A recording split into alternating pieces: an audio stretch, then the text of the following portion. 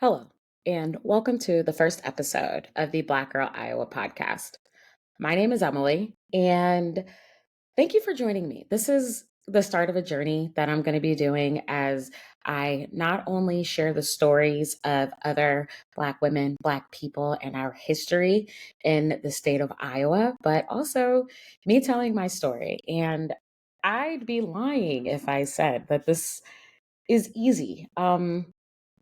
I recorded this episode, oh man, probably about a month ago, and it was scripted and I had an outline and I basically did all of the things that I had researched and that I should do. I had a really good start. I had a timeline of events, of things that have happened to me, what my purpose was, and what I wanted my listeners to get out of in this episode. And listening back to it, I really recognized that it wasn't me.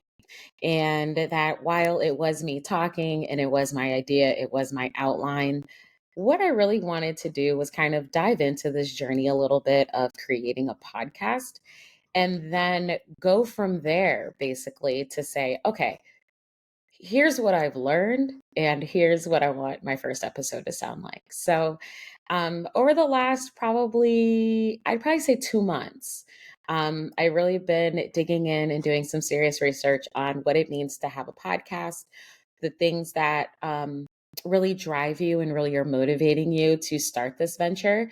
This is hard work. It's definitely something to where it has to be your passion project, right? Because I ain't getting paid for this, but I felt very inclined to really start to share my story and put out there what my life has been like. And then also in return, also putting out there and sharing what the lives of other Black women have been like living in this flyover state. So, over the last 2 months, like I said, I did my research. I've done a host of interviews. I have created a website. I've started blogging. I even created a logo and business cards, and I'm making it a point to actually hand out those business cards and promote myself. And the day you are listening to this episode will be on Saturday, June 1st. That's when I wanted to launch. So, but before I kind of get into my story and why this podcast means so much to me, I will say, number one, that this podcast is, like I already said, it's a passion project for me. The birth of this podcast came out of me doing and participating in the Iowa State Conference on Race and Ethnicity. This conference has a long time history here at Iowa State University, where I am employed. And it really gave me the opportunity to talk about something that has always been in the back of my head, but I never really thought like a lot of people really understood. And that is growing up as a Black woman in Iowa. All of my friends are Black. All of my closest girlfriends, we have been friends since probably like middle school. One friend, apparently, we met when we were 2 years old. Um, but I wanted to really dig into how we all grew up and where we got validation from. Just to give you guys a couple of facts about the state of Iowa, first and foremost, it's smack dab in the middle of the US. We are in the Midwest. Capital city is Des Moines, where I am from. And in the entire state, there are 3.1 million people. With that being said, about 4% of the population is Black, which is about 141,000 people. The majority of those people are living in my hometown of Des Moines. They're living in Cedar Rapids, which is about an hour and 30 minutes east of me on Interstate 80, Waterloo, or in Davenport.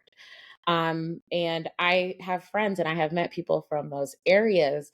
And I will say one of the benefits of me growing up in Des Moines um, was that the Black community is small and it's very close knit. And you kind of, in a way, kind of know everybody a little bit, especially all depending on what side of town you live on, what schools you go to, and then also what church you go to and what programs and organizations your parents are involved in. But the whole point of my presentation was to highlight our stories and how we sought that validation in a state that has a high priority of whiteness. Um, Growing up, especially in my where I went to elementary school, I was always the only Black kid in class. I really didn't start seeing more diverse classrooms until middle school. I didn't have my first Black teacher until middle school. Shout out to Mr. Joseph, seventh grade earth science. Okay. Um, and I just remember growing up knowing that I was always going to be one of the few. And it's been a real blessing that I have the friends that I have and I have the parents that I have. But at the same time, I wanted to really make sure that our story was told and that my friends had an opportunity to share on their experiences, on where they got validation from, what was important to them, who were the people in this world of whiteness that I grew up in.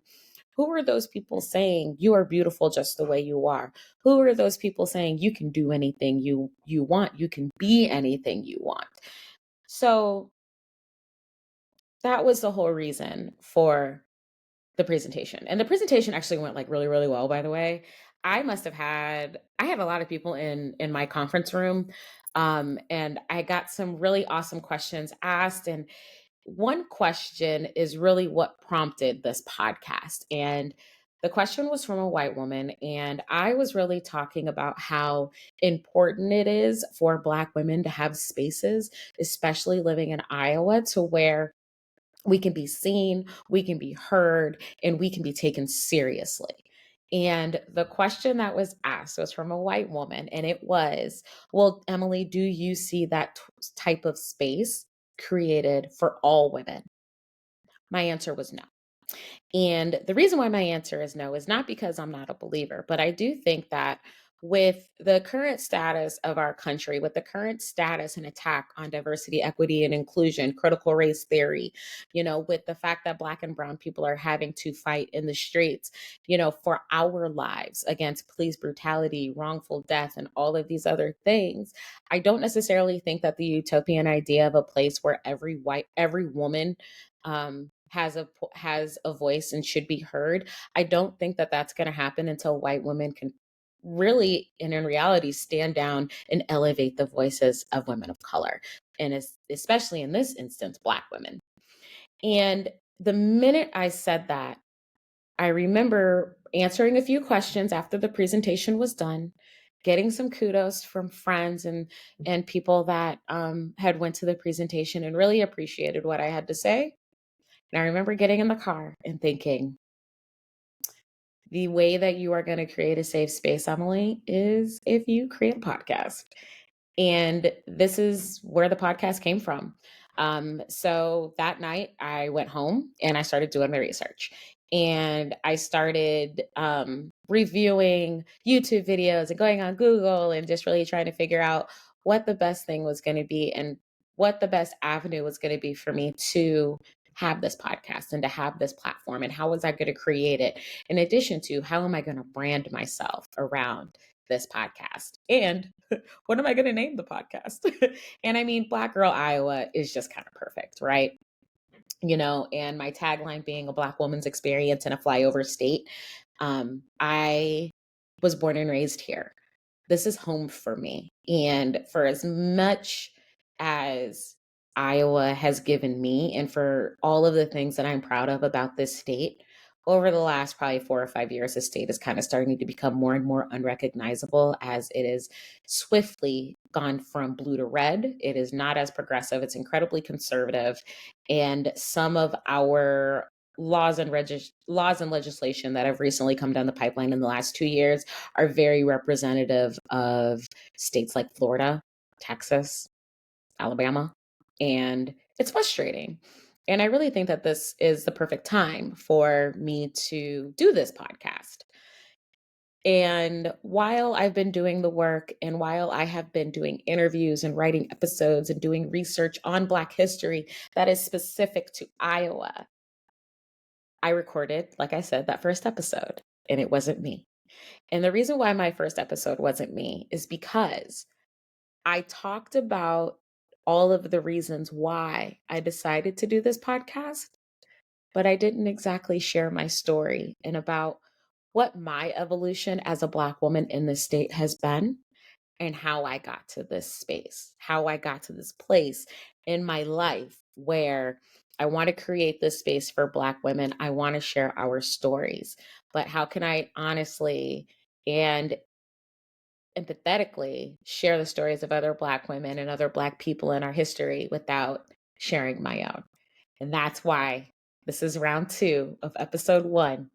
And at this time, I am going to talk a little bit about my story um, and the uniqueness to it. So, um, I was, as I already said, born and raised right here in Des Moines, Iowa. I was born on a Friday morning early on March 7th, 1986. Do the math. I am 38 years old. And overall, I was born into a really great family. My father is an educator, and he is born and raised in Bronx, New York, but also has roots to South Carolina. My mother is born and raised right here in Des Moines. My father is actually, he's one of 6. He's the oldest of 6. My mother is number 5 out of, no, is she number 6? She's number 6 out of 8. Okay.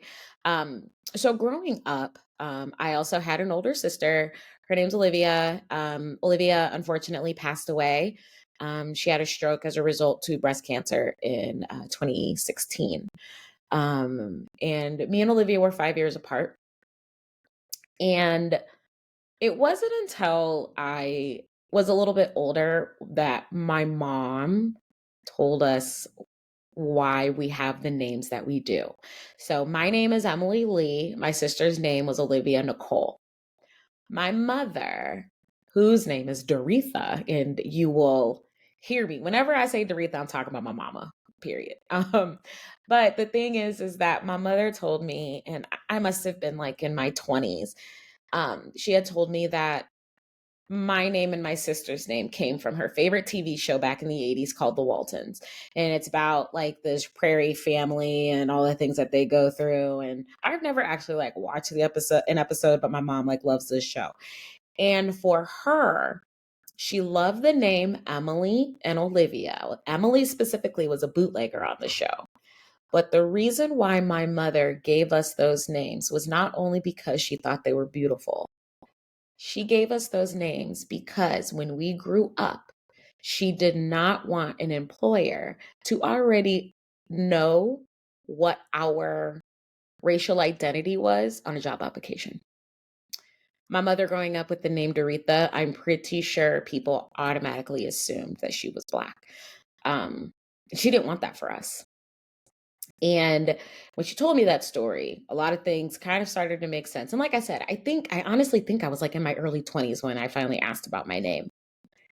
And thinking about my evolution and my upbringing and going to school, I had never seen another Black Emily.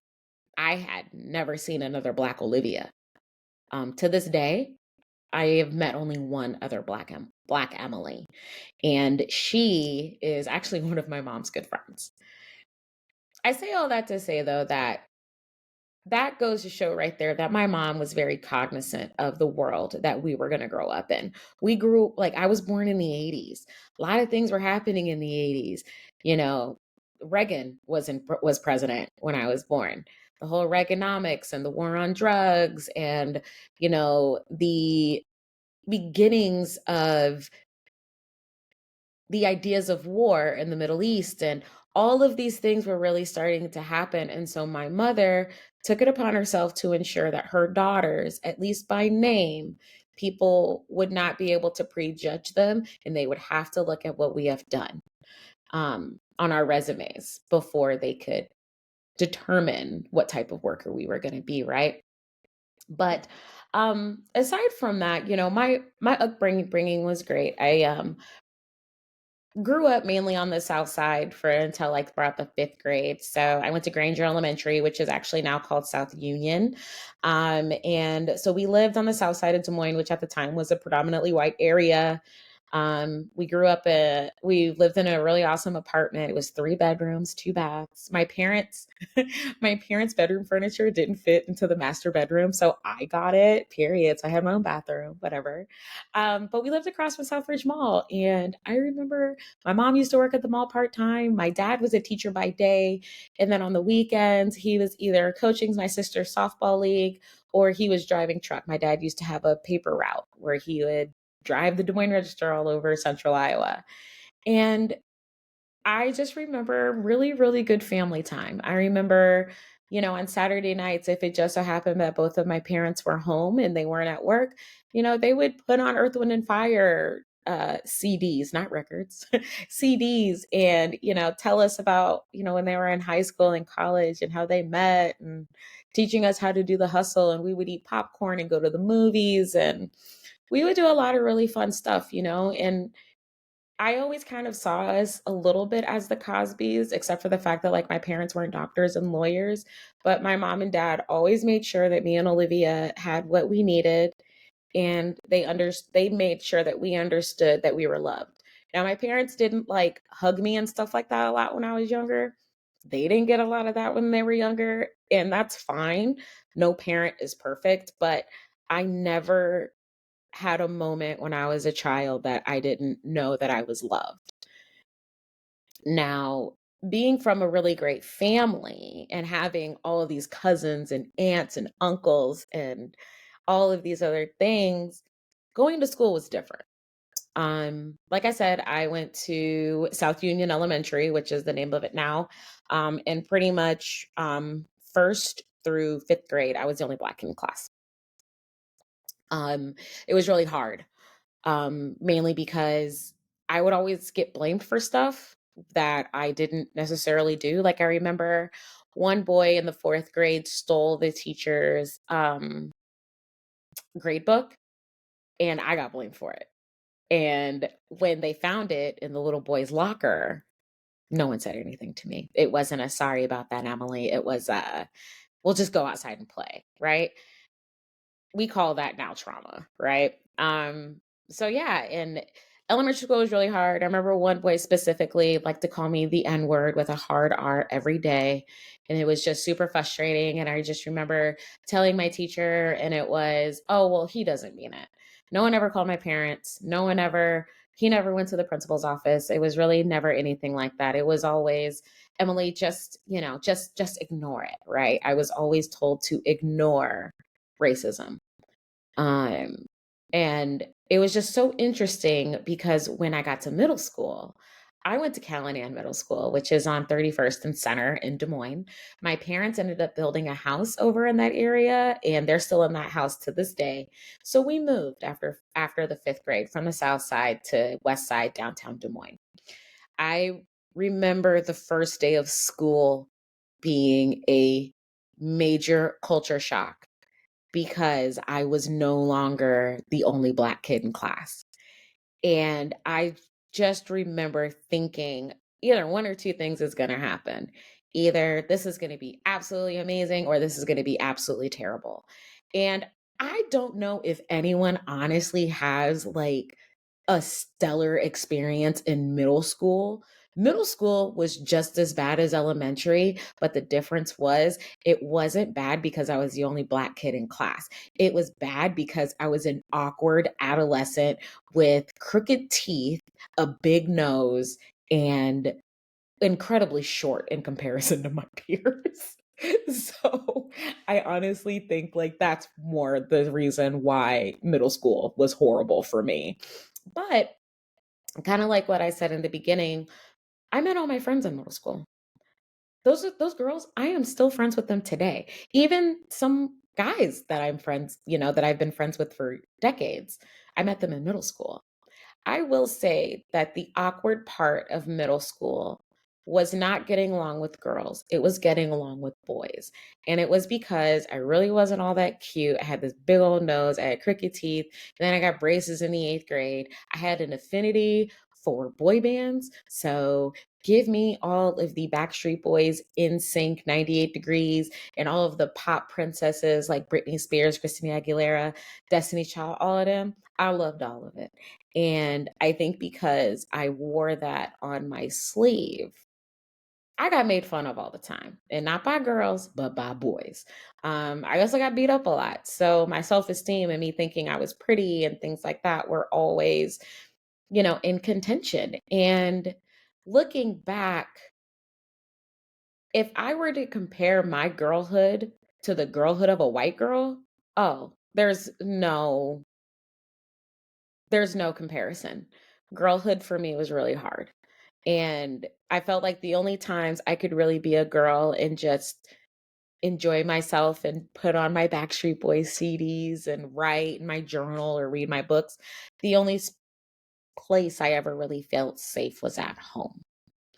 Um, but like I said, no one has a good experience in middle school, and if you did, you're lying. I'm sorry. I can't believe you. So elementary was hard. Middle school was hard. High school is where I finally felt like I wasn't such a weirdo. Now, granted, I still loved my Backstreet Boys, my NSYNC, and all of those things. But in high school, you're really able to step into yourself and really identify kind of who you are. And the nickname that I had in middle school, I remember probably like the first week of freshman year, someone called me that, and I very swiftly said, you are not going to call me that. This is a new school. This is a new time. I don't go by that. So if you call me that again, you're going to meet my fist, basically. Um, and I had never been called that since, which is really good. I never had nobody put hands on me. I never got beat up. I never got bullied. None of that happened in high school because I was just very firm in who I was at the time, and I was not going to allow that kind of behavior. So for high school, I went to the one and only Roosevelt High School in Des Moines, Iowa. Go Rough Riders! And I loved high school. I was with all my friends. I always tell people that, my friends, they were the girls that like you aspired to be. And I also felt like I was just so blessed that they called me their friends and I called them my friends because they were, homecoming court, prom queen, student body president, National Honor Society members. These were the girls that were getting, really good scholarships to go to school. They were getting straight A's. They were just they they were also the girls that accepted me for who I was and never asked me to be anything different. And while I barely graduated high school, they were also kind of my encouragement to seek higher education and to think, okay, you can't live at home. You got to do something, and you got to figure it out.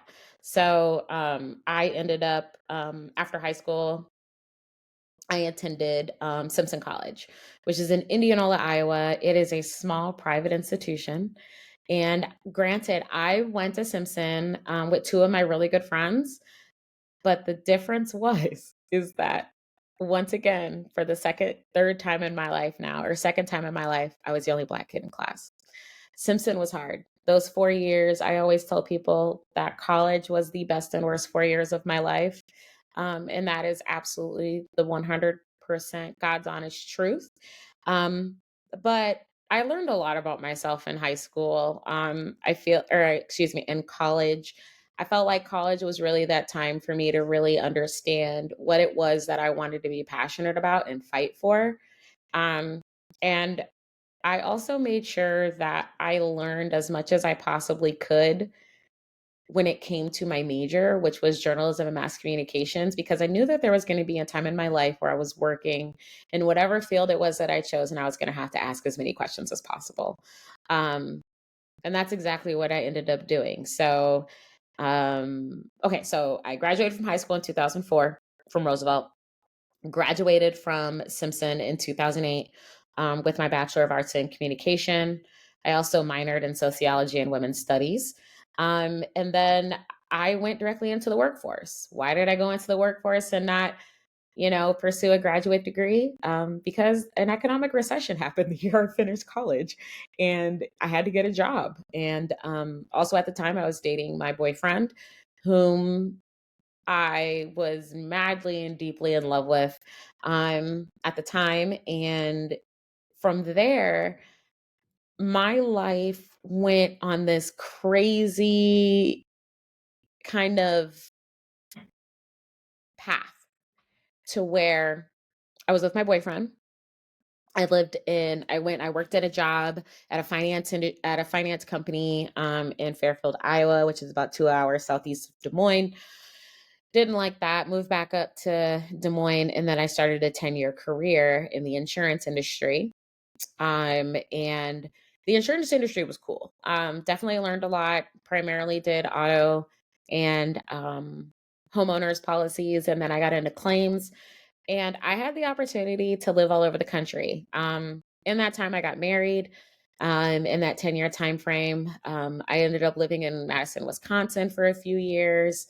I lived in Cheyenne, Wyoming for about 10 months.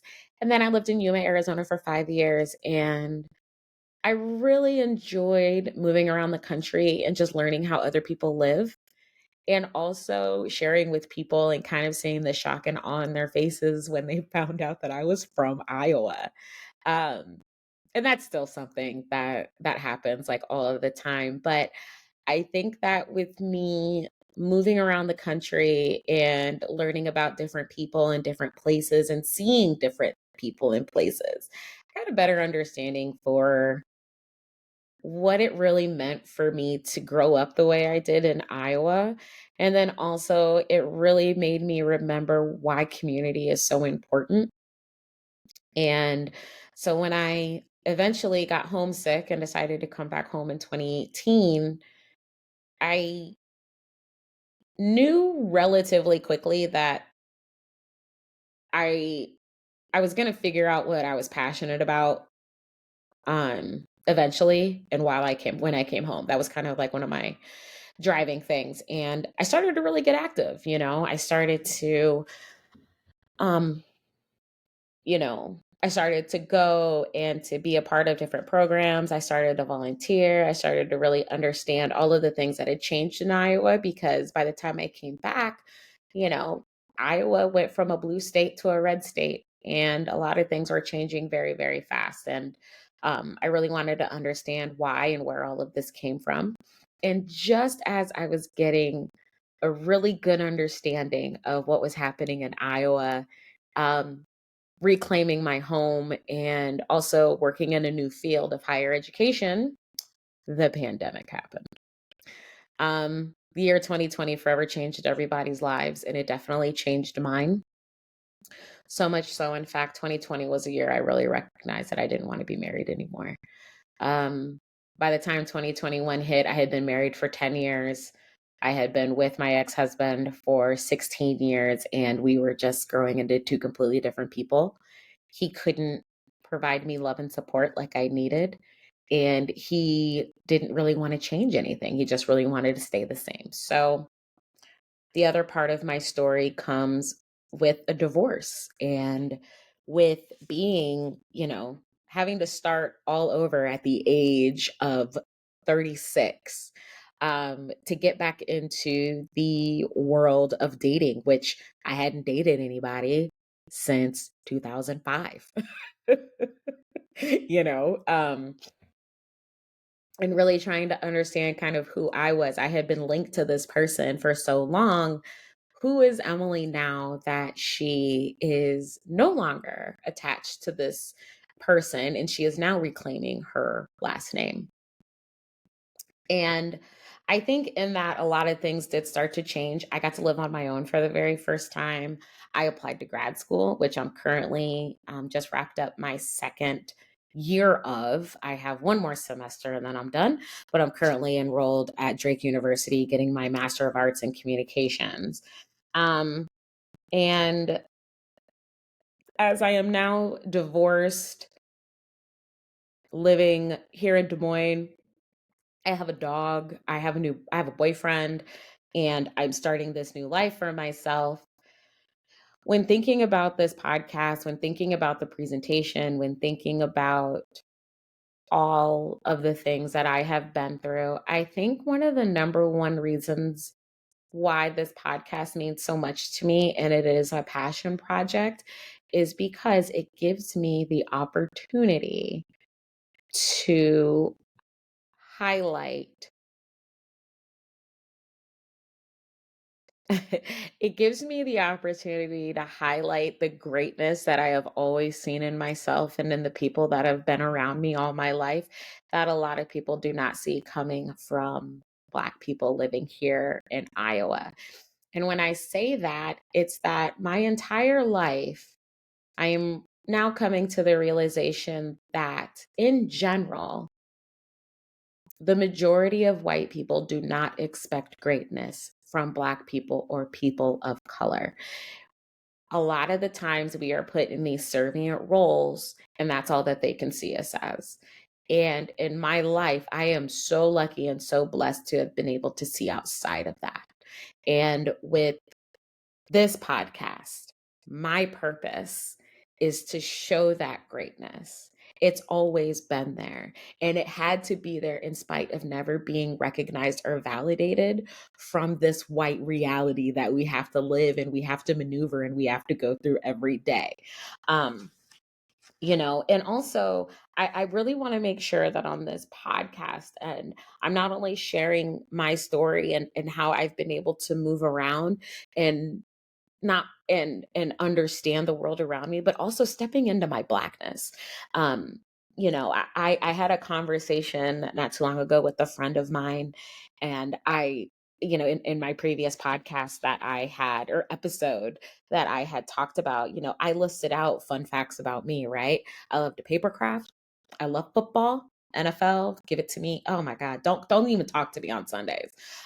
Music, and I am a reader. And, I'm also like a super nerd. Like if you start talking to me about DC Comics and Batman, I'm nerding out in like a heartbeat, right? And it's so crazy because I used to think that all of those things made me weird, but it doesn't. And it's because Black people, Black women, we are not a monolith. We have the right and the capability of being interested in so many different things. And I really want to make sure that this podcast really showcases and helps people understand that and why that is important. Um, and I just think that this is really my time to do these things, to showcase this, to have these conversations. And at this point, I am in the best place in my life to start this adventure and to be on this journey. And if you have made it to this point of this episode, I am so thankful and grateful that you are taking the time to listen to me, listen to my story, and listen to what is to come on the Black Girl Iowa podcast. So, I do believe I have said it all. Um, I will say just a couple of things about the podcast. The goal is to have a fresh episode every week. Right now, I have already recorded some really awesome episodes, some really great interviews with some just dynamic women in the Des Moines area and also local to the state of Iowa, whether it be they are from Iowa or they have a connection to the state. I really think that with these interviews and with these episodes, you are going to get an understanding of the Black girl magic that is happening specifically in this state, how it is being validated, celebrated, and just what we're doing to continue on and really create legacy for that next generation that's coming in behind us. Um, Also, another thing that you'll notice on this podcast, I didn't do it on this episode, but I will be starting every episode with a Black Iowa fact. I think one of the greatest things about me doing this podcast and doing my research project is really starting to understand that Iowa has its own history when it comes to Black people and our evolution and our migration to the state of Iowa. And I am really excited to share with you some of the things that I have been researching and understanding. So that way you can start to learn more about Black history that is specific to the state. Yeah, so if you want more, I am also blogging. I'm trying to put out a blog every week. And if you have questions, if you are from Iowa or you're from a surrounding state or another country, and you want to know more about what it is like living in Iowa, being from here, and really understanding what life is like here for me and or for the people that I am interviewing, you can go on my website where my blog is, www.blackgirliowa.com. There is a Q&A section where you can leave a question, and more than likely, I will be answering it on a future episode. Really hoping to do a mailbag episode as those questions come in. And if you want to follow me on Instagram, I would greatly appreciate it. My handle is at Black Girl Iowa. And yeah, so again, thank you so much for listening. My name is Emili. I am Black Girl Iowa. I am so happy that you stuck around and listened. Be blessed, stay focused, love yourself, and we'll catch you guys on the next episode. All right, bye.